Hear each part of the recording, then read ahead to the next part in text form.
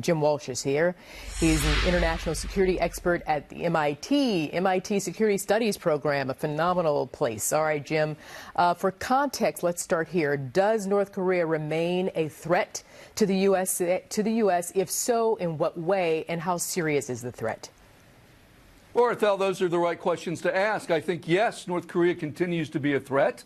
It has nuclear weapons, it has missiles, it has chem and bio agents that might be used against our friends and allies or the U.S. homeland. So, yes, is it a threat? Number two, I would say it's less of a threat today than it was before the Singapore summit. Why do I say that? Because, at least for right now, there's a moratorium, no nuclear tests, no missile tests. And I also think that because the parties are talking, the chances of war on the peninsula, whether by design or by accident, by miscalculation, are lower. So that's a good thing. We're safer today than we were a month or 2 months ago. Certainly. But the danger remains. Yeah, and of course, listen, we were all hoping for safety.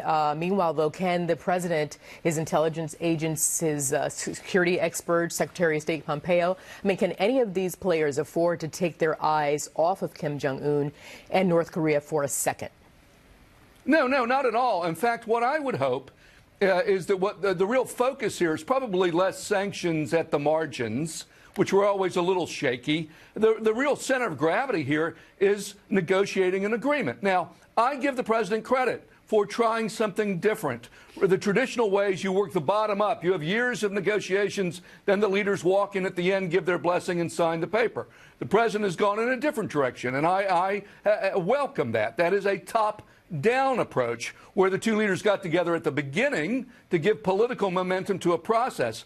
But keep in mind that when you reverse that, when you stand it on its head, then you have all the negotiation that has to be done. It's going to be months or years of negotiation. We have no definition of terms. We have no list of facilities and materials. All that stuff has to be worked out in negotiations so that we have a plan to implement to achieve denuclearization, or at least to reduce that nuclear threat. So that's the tough part. That's what we're really looking at right now. So I'm keeping an eye on those working groups that have been assembled between the U.S. and North Korea to see if they are making progress. If they are, that's a good thing.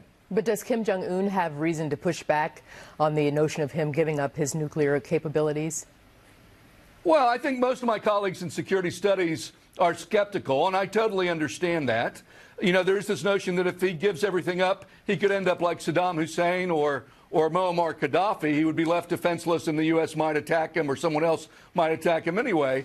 But I think what we want to do is test this proposition. North Korea is the most opaque country in the world. We have no idea what the leader is thinking. Maybe he wants to play us. Maybe he wants to make an authentic change and try to adapt to the future so that he can hold on to power. I don't know which it is, but I know it's a good thing to try to force him through proposals, through negotiation, to show his cards. And then that holds open the possibility that if he is truly interested in a better path forward, then we don't miss that because we aren't stuck in some mental frame that prevents us from seeing the real possibility. So either way, I think it's a win to force the North Koreans to come to the table and to negotiate in good faith. I want to play some more sound from you and Ambassador Nikki Haley. She was speaking Thursday on North Korea illegally getting petroleum. The U.S. put yesterday a halt to all additional refined petroleum shipments to North Korea. China and Russia blocked it. Now, for China and Russia to block it, what are they telling us? Are they telling us that they want to continue supplying this oil?